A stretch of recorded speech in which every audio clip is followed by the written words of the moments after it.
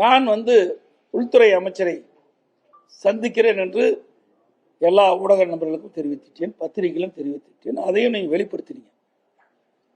16ஆம் தேதி இரவு மாண்பு உள்துறை அமைச்சர் அன்சா அவர்களை சந்திப்பதாக நான் சொன்ன செய்தி எல்லாம் வெளியிடப்பட்டது. அதன் அடிப்படையிலே இரவு அவரை சந்திக்க சென்றேன். என்னோடு கட்சியுடைய மூத்த தலைமை கழக நிர்வாகிகள், எங்களுடைய மாநில உறுப்பினர்கள் எல்லாம் சென்று அவர்களை சந்தித்து விட்டு வந்தேன். கால நேரம் அதிகமான காரணத்தினால அப்பொழுது எங்கோடு இருந்தவர்கள் எல்லாம் 10 மணிக்கு நீங்கள் செல்லுங்கள், நான் பேசிவிட்டு வருகிறேன் என்று சொன்ன பிறகு அவர்களெல்லாம் சென்றார்கள்.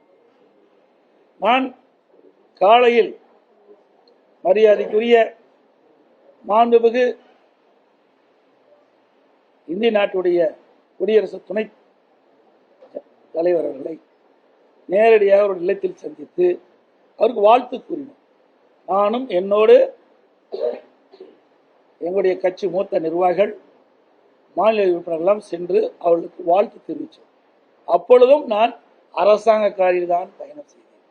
இதையெல்லாம் திட்டமிட்டு பத்திரிகைகள் ஊடகத்தில் செய்தி வெளியிடுவது என்று நன்றாக தெரிந்தால் தமிழ்நாடு இல்லத்தில் இருந்து அரசாங்கத்துக்கு சொந்தமான காரில் தான் நான் துணை ஜனாதிபதி சந்தித்து பேசினேன்.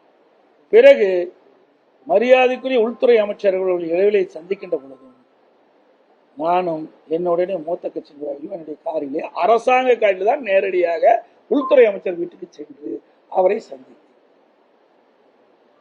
பிறகு சந்தித்து விட்டு அவர்கள் வெளியிலே சென்று விட்டார்கள். பிறகு நான் ஒரு 10-20 நிமிடம் அவர்களிடையே பேசிவிட்டு பிறகு அவர்கள் பல்வேறு பணி இருந்த காலத்தில் உள்துறை அமைச்சர் அந்த பணியை மேற்கொண்டு விட்டார். நான் வீட்டிலிருந்து வெளியில் இருக்கிற காரில் என் முகத்தை துடைக்கிறேன். அப்பொழுது அதை எடுத்து அரசியல் பண்ணுகிறேன். வெக்கமாகவும் வேதனையாகவும் இருக்கு.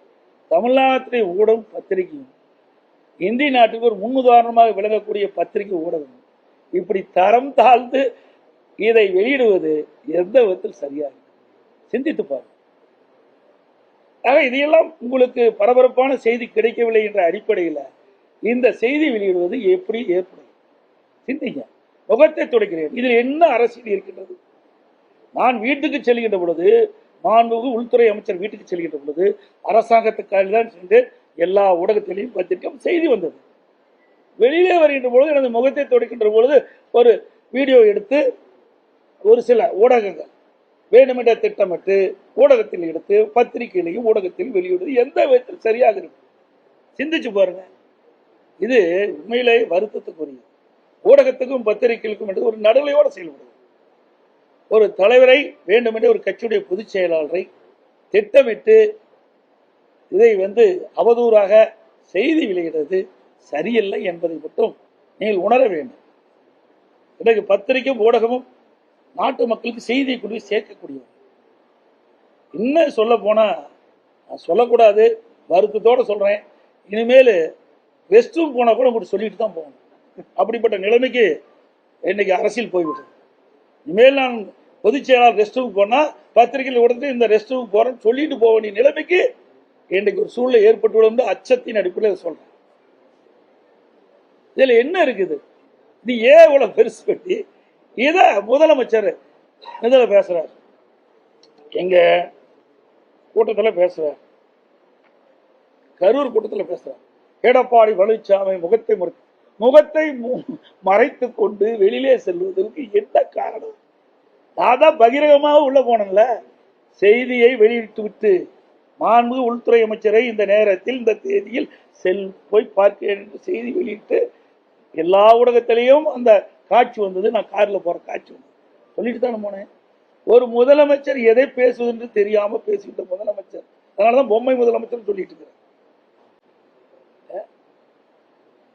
எதை பேசணும், எதையும் பேச முடியாது, சரக்கு இல்ல.